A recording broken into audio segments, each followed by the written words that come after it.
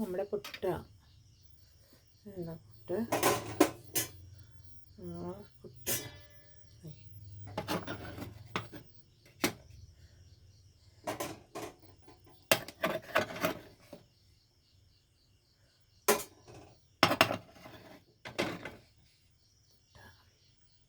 ഇത് നമ്മൾ ഗോതമ്പ് പുട്ട് കേട്ടോ.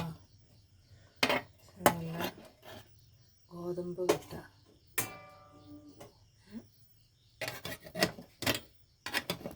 ശരിയല്ലേ, ചൂടുണ്ട്, ആവി വന്നുണ്ട്. ഗോതമ്പ് പുട്ട് കണ്ടോ, നമ്മൾ ഗോതമ്പ് പുട്ട വെച്ചേക്കാം. നമുക്കൊരു ചെറിയ മുട്ടക്കറി ഉണ്ട്.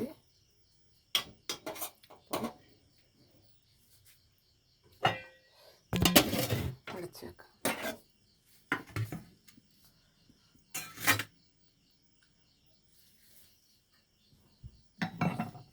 നമ്മുടെ മുട്ടക്കറി ഞാൻ അതിൻ്റെ മേലെ ഗ്രേവിയെല്ലാം എടുത്ത് വെച്ച് ഇഞ്ചി പച്ചമുളക് വേപ്പിലയൊക്കെ ഇട്ട് മുട്ട കയറി നടുവായി പൊളിച്ചിട്ടില്ല, നമ്മൾ രണ്ടാക്കിയിട്ടില്ല. ഒരു മുട്ടനെ അത് പൊളിച്ച് ഇങ്ങനെ അരഞ്ഞ് കിട്ടിയല്ലോ. അപ്പോൾ നമ്മുടെ പുട്ടും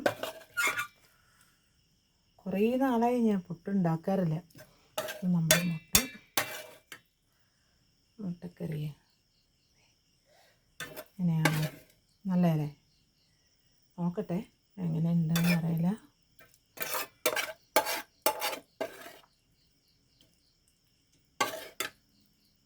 അതിൻ്റെ കുറച്ചുകൂടി നമുക്കതിൻ്റെ മീതെ വയ്ക്കാം, മസാലയൊക്കെ പിടിക്കാനായിട്ട്.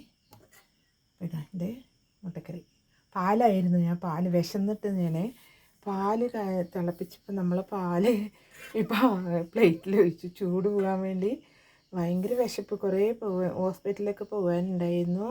നമ്മുടെ ഒരു ബന്ധു ചേച്ചി കിടക്കുമായിരുന്നു. അപ്പോൾ കാണാൻ പോയി, ജോലി കഴിഞ്ഞ് കാണാൻ പോയി. അതിനുശേഷം വന്നു. ഭയങ്കര വിശപ്പ്. പാല് തിളച്ചതിന് ശേഷം നമ്മളിതിൽ പാത്രത്തിൽ ഒഴിച്ച് ചൂട് പോകാൻ വെച്ച് ഞാൻ കുടിച്ച പാത്രമാണ്. അപ്പോൾ ഞാൻ അതിൽ പൊട്ടിട്ട് ഇഷ്ടംപോലെ പ്ലേറ്റ് ഉണ്ട്. പക്ഷെ ഞാൻ എളുപ്പപ്പണി നോക്കി നമ്മൾ അതിലിട്ടുന്നേ ഉള്ളൂ. അപ്പോൾ അങ്ങനെ നമ്മുടെ മുട്ടക്കറി പുട്ടും റെഡി. മുട്ടക്കറിയും റെഡിയായിരിക്കുന്നുണ്ട്. ഇതാണ് നമ്മുടെ മുട്ടക്കറി. ഇന്നത് മതി, 2 എണ്ണം മതി, വെറുതെ ബാക്കിയാക്കേണ്ട വെച്ചിട്ടാണ്. അപ്പം അങ്ങനെ എല്ലാവരും സുഖമായിരിക്കട്ടെ.